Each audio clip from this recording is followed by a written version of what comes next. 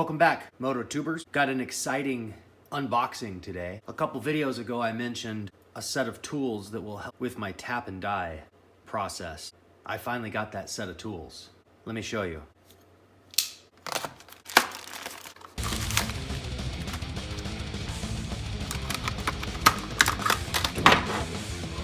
Now I'm going to show you what these do.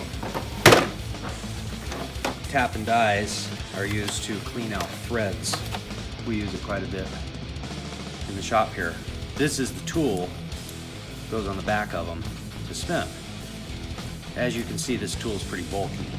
So, the back of these are square. This tap sockets to fit down in there. And now, a ratchet. Way easier, way smarter, not to mention